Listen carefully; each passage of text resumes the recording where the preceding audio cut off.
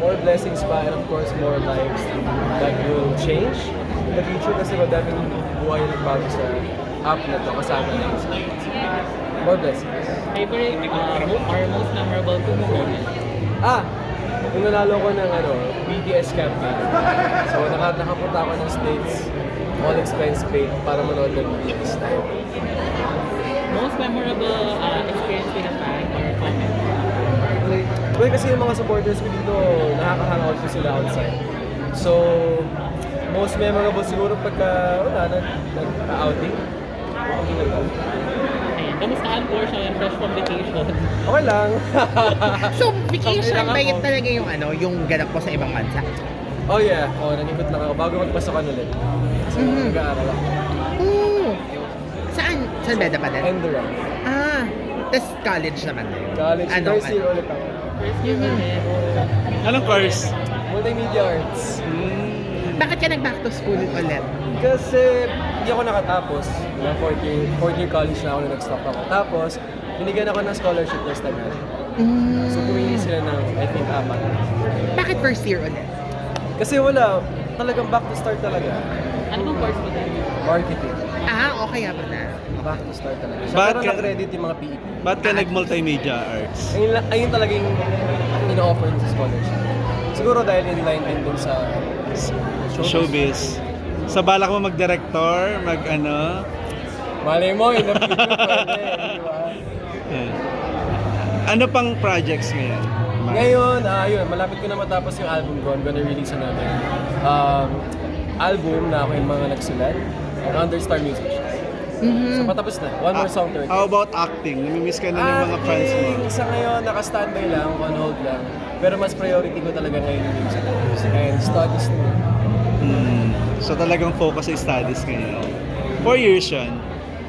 I think nga more than kasi naka-underload kami. Kamusta love life? La parang may bitterness. Parang may hugot. wala po love life. Pero nawindang ka ba dun sa... Oo. Alam ko na yung sasabihin. I-drop na natin. Ako na nagtanong kasi ayaw na nila Nawindang ka sa... Oo, nagulat ako talaga. Pero ano naman yun, hindi na ako nag-release na any statement kasi pinasa na namin sa someone from NBI. So actually, na-trace namin kung taga saan siya. Oh. So ngayon, nasa amin na lang yung decision, pati na Star Magic, move forward. Pero nasa iniisip mo, i-move mo yung parang cake. Let's see, meron lang mga kailangan ng daan. Pero andun na yung mga copy na mga kailangan. Magpa-file ka ng case, parang gano'n. Pagka nag-decide kami with the management and everything. Masyado ka naapektuhan ba doon? Hindi naman, kasi sure naman ako dito ko. Kaya alam ko na wala namang anything further. Pero, syempre, fake news nga. So, nasabi ko ito, di ba? Do you get annoyed dahil meron pa rin mga ganito yung kinakalit sa tao? Oo, pero syempre showbiz eh. So, wala eh. Dito kami. So, sana na lang next time, bago mag-share, fact check. Yun lang talaga pinaka-importante. Kasi galing siya sa dummy account. So, medyo delikado siya na apat mo lang ng assumption mo sa isang tao para sa isang dummy account. Last question for me, may idea ka ba kung bakit nila ginawa ng person na yun? Wala eh, kasi gusto niya ako siraan. Pero wala. I don't know. So, hindi mo din siya kakilala nung na-trace? Oh. No, kaya nga, yun nga, on the process kami kung sino siya. Siyempre, ayaw namin gagalaw na hindi naman talaga kilala. Pero yun nga, at-trace siya. Kaya saan siya. So anong ganap natin ngayon sa Kumu Gala ngayon?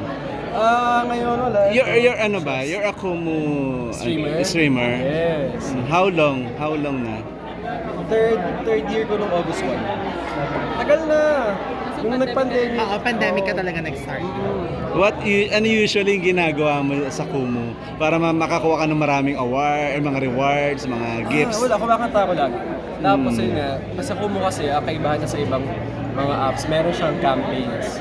So bukod sa nananalo ka ng Dias, which is money, meron kang mga prizes.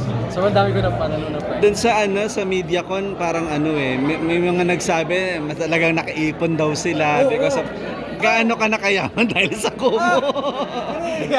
Di ba? Parang Hindi ganon. naman masasabi mayaman, pero nakakuha ko ng mga essentials para sa amin ng tatay ko. Like, bahay. and Bahay? also- yeah. And also, From Kumu lang. mostly talaga doon ipon. Galing doon. Wow. Oo. As in bahay Kaya doon na kami nakatira matagal. Galing. As in 50% of the kita, it's coming from... Or, yes, something like that. Oo. Basta pagka naman sinipagan mo lang, pwede, ang laki ng possibilities. Wala talaga siyang unlimited possibilities. Oh, please congratulate na lang Kumu for the 50th anniversary, di ba? Yes. Yan. Kinakongratulate ko ang Kumu, ang aking family, ang home ko. Happy 50th anniversary and more years to come. Thank you, Marla.